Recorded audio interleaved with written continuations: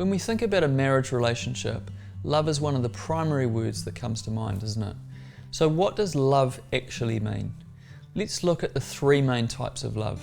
We start with agape, God's love, unconditional, servant-hearted love.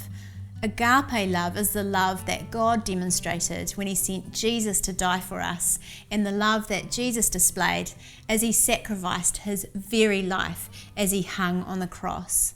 It's a love that is poured out freely from one to another, regardless of how that person is behaving or how lovable they may seem in that moment.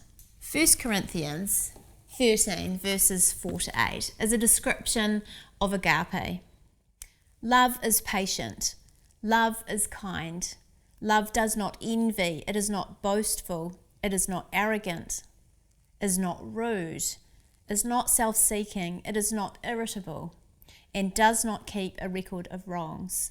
Love finds no joy in unrighteousness, but rejoices in truth.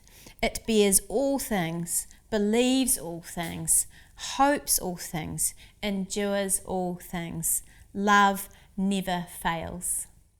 This is a totally unselfish and complete love, a love that we can expect to grow within us as we allow God to transform us from the inside out. Agape love is often displayed richly in a parenting relationship. Parents love their children with no expectation of receiving something in return. Parents often continue to pour out love for their children in the most difficult of seasons, because agape love changes the attitude of the giver as much as it encourages the receiver. Doing the actions of love freely and generously means that the feelings of love will grow. Next, there is Philia. Philia speaks of friendship, companionship, intimacy and openness. It's an affectionate kind of love. Philia is beautiful, tender and strong all at the same time. When trials come and you are in the storm, it is a friend that you need beside you to help weather the storm. And also in times of celebration, it is a friend that you need beside you to share the joy with. To love your spouse in this way doesn't just happen, it's a choice and a love not to take for granted. Be intentional about fueling this flame so that it does not grow dim. And thirdly, Eros, sexual love. In Bible times, culture had degraded this word so much that this kind of love is not mentioned in the New Testament. Why? Because this kind of love can easily be misused and degraded to be sinful rather than pure. However, in God's design, Eros is not sinful or impure. It is a beautiful gift from God to married couples to express their love for one another, strengthen the bond between them, and ensure the continuation of the human race. The world has taken Eros love and made it all about me, my desires, my passion, my satisfaction, my self-esteem and what feels good for me and my needs. This kind of love can so easily awaken our sinful nature if not kept in check. Whereas agape and philia are about relationship, a giving of love, Eros love can be focused on self. But within God's boundaries of purity within marriage, erotic love plays a key role in helping cultivate unity and oneness. We will talk more about sexual intimacy in the next clip, as this area demands a conversation all on its own as you prepare for marriage. We suggest you take some time now to pause the clip and discuss what you've heard so far. You can use this section of your workbook to help you get started.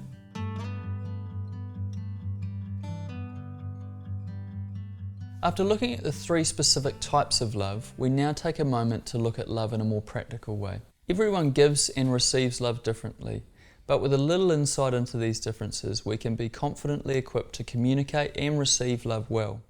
As a married couple, it is important to find out the primary way you both give and receive love. Without this, you can spend years misunderstanding one another, thinking you are lavishing love on your spouse only to find that it is not being received. Think of it like a tank that needs to be regularly filled. If your tank is empty or low, you won't feel like you can pour out love to your spouse. But if your tank is full, you feel a closeness and an overflowing of love. A full tank encourages unity and you feel like a team sharing and doing life together. A simple way to identify your primary way of giving and receiving love is through the 5 love languages. The author, Dr. Gary Chapman, suggests 5 key languages that naturally fill our tank. The 5 languages are gifts, physical touch, words of affirmation, acts of service, and quality time. If you naturally speak a different love language to each other, then you'll need to become a student of your spouse and learn how they best receive love. There is a level of sacrifice required here to intentionally love your spouse in a way that best communicates this to them, rather than in a way that is natural and easy for you to give. Most of us experience 1 or 2 of these languages most strongly. Love is something we all need and crave, and with a marriage, love is something to be prioritised and fought for.